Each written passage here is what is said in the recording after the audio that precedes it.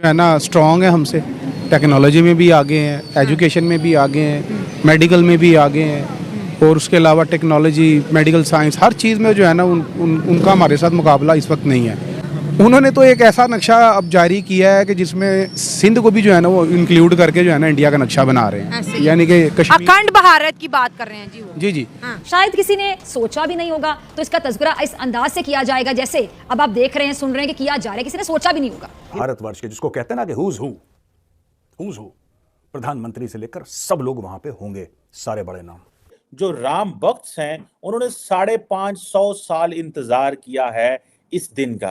नाज़रीन, आज हमारी सियासत में एक ऐसा मौजू या ऐसा टॉपिक ज़ेरे बहस आ चुका है जो इससे पहले कभी नहीं आया। तो यहाँ पर देखिए, एक तरफ आप सोचिए कि ये भारत के 82.7% सनातनियों के लिए बहुत बड़ा इम्तिहान है कि इस हिंदू राष्ट्र में, भारत में 82.7% सनातनियों के होने के बावजूद भी इन्होंने 2 डेकेड लड़ाई लड़ी राम अयोध्या की जगह को वापस लेने के लिए। तो इसमें हमारे जो मुसलमान हैं वहां पे और दूसरे लोग हैं सारे इसको जज्बाती तौर पे ले जाते हैं, हालांकि जज्बाती नहीं होना चाहिए। ये हकीकत है कि इन्वेडर्स आए थे, उन्होंने कई मंदिरों के अंदर मस्जिद बनाई थी। ये कोई एक बाबरी मस्जिद का अकेले का मसला नहीं था। खासतौर से वामपंथियों को बहुत ही कीड़ा है। प्रूफ क्या है इसका? सबूत क्या है? सबूत नहीं होता। ये आस्था वाली बातें होती हैं। किसी भी धर्म का कोई भी बड़ा इंसान हो, कोई भी बड़ा शख्स हो, उसका क्या प्रूफ है? 2 डेकेड लड़ाई लड़ी और शांति से नारे तकबीर का नारा मुसलमान लगा रहे थे, उद्दमबाजी। अब मुझसे हो भी जाए तो मुझे याद है, मैंने एक दफ़ा 2016 में पोस्ट लगाई थी कि I am from Pakistan, what do you think about me. वो इंटरनेशनल ग्रुप था, तो उसमें से 300 कमेंट थे जिनमें से 270 के करीब थे टेररिस्ट ऐसे था। जय हिंद दोस्तों, अयोध्या में प्रभु श्री राम का आगमन होने जा रहा है और भारत में बहुत सारे लोग इस बात को लेकर बहुत ही ज्यादा खुश हैं और वो यहाँ पर अपनी खुशियां मना रहे हैं, साथ ही साथ नाच गाना भी कर रहे हैं। लेकिन पाकिस्तान में कई मुस्लिम धर्म के लोग इस बात को लेकर बहुत ही ज्यादा गुस्सा हैं और वो खुलकर अपना यहाँ पर गुस्सा प्रकट कर रहे हैं और विरोध प्रकट कर रहे हैं। और इंडिया के अंदर उसकी बहुत ज्यादा सेलिब्रेशन की जा रही है। हिंदू भी खुश हैं और मुसलमान भी खुश हैं। पाकिस्तान का मुसलमान इस पे अपनी क्या राय रखता है? देखिए, ये तो बड़ा ही अफसोस से अलमिया है। अच्छा। और हमारे लिए बड़ा सोचने का मुकाम है कि हम किस तरफ चल पड़े। अच्छा। यहाँ सबसे ज़्यादा जो इम्पोर्टेंट है वो ये कि हम इस्लाम से दूर होते जा रहे हैं और हमें जो है ना इस्लाम को मुताला करके उसकी जो रूह के मुताबिक उस पर अमल करने की ज़रूरत है और तौबा करके हमें जो है ना इस्लाह करने की ज़रूरत है।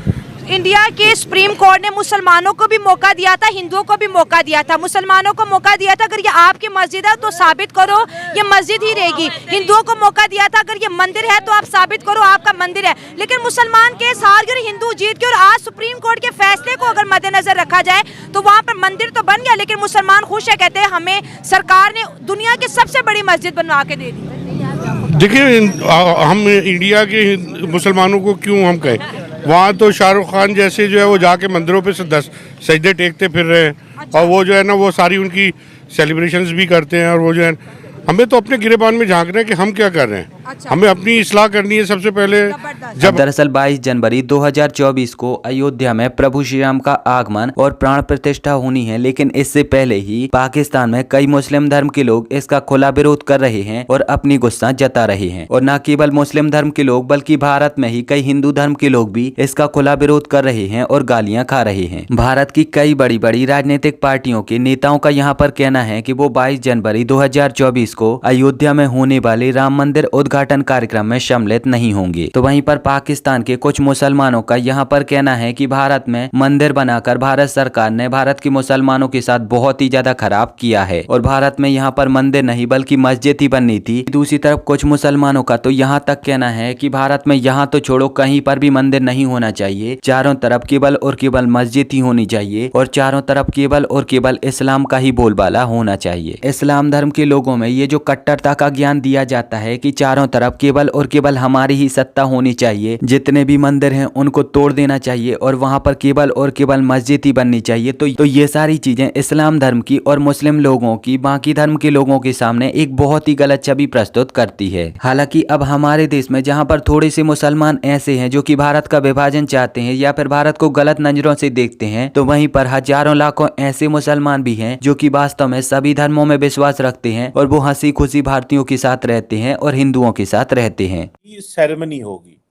डॉक्टर साहब, उन्होंने ये भी कहा कि जो राम भक्त हैं उन्होंने 550 साल इंतजार किया है इस दिन का।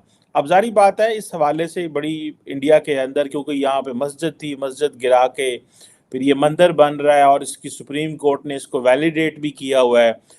तार साहब, आप इसको कैसे देखते हैं? बल्कि फरवरी में प्राइम मिनिस्टर मोदी जो हैं वो अबू धाबी के अंदर भी एक मंदिर का इफ्तिताह करने जा रहे हैं। ये जो एंगल है भारत के वजीर आजम की पॉलिटिक्स का कि मजहब को बहुत ज्यादा कर रहे हैं, लेकिन उनको रिस्पॉन्स भी बड़ा मिल रहा है, शायद उसकी वजह इस पर जरा मैं चाहता हूँ कमेंट करें, क्योंकि इकोनॉमिकली इंडिया ग्रो कर रहा है, तो अगर वो मजहब जो है और आइडेंटिटी एंड हिस्ट्री की बातें कर रहे हैं तो लोग उसको सब्सक्राइब कर रहे हैं। How do you see this, ये जो ट्रेंड है एंड ट्रांसफॉर्मेशन जो है भारत के अंदर, इसको, और पर्टिकुलरली ये जो उन्होंने कहा कि 550 साल हम इंतजार कर रहे थे इस दिन का कि यहाँ पे हम ये मंदिर बना सकें। तार साहब, do you think this is a changing India? It already has changed India, matter of fact, Cheema साहब। अब मैं कुछ चीजें बताना चाहूंगा आपको कि दुनिया किस डायरेक्शन पे जा रही है।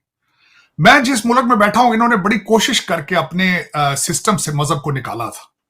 इन्होंने क्रिश्चियनिटी को निकाला था बड़ी मुश्किल से, क्योंकि क्रिश्चियनिटी वाज पोप का, आपको पता है जो रुतबा था, सिलसिला था यूरोप में, और उसके बाद कैथोलिक रिलीजन में वो सारा सिलसिला। तो इन्होंने बड़ी मेहनत के साथ ये सारी चीजें निकाली थी।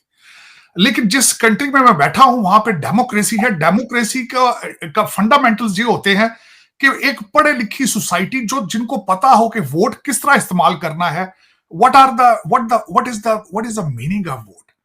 तो वो अब वहां पे वो सिस्टम कोलैप्स कर रहा है, क्योंकि सिस्टम बहुत पुराना है, इसको रिफॉर्म नहीं किया गया। मोदी साहब के बारे में भारत के, अच्छा, ये सारा फार्मूला या डेमोक्रेसी का हर जगह आप फिट नहीं कर सकते। जिस तरह मिडिल ईस्ट का मिजाज ही बिल्कुल डिफरेंट है।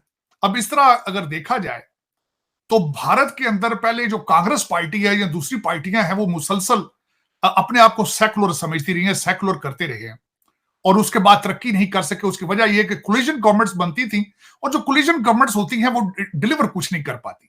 वो, जिस तरह मैं यहां पे मिसाल देना चाहूंगा, जिस तरह फ्लेवर ऑफ डेमोक्रेसी में अब कांग्रेस के निचले हाउस के अंदर रिपब्लिकन है, सेनेट के अंदर डेमोक्रेट्स है, तो कुछ भी डिलीवर नहीं किया जा रहा। बिल्कुल they have come to the dead and.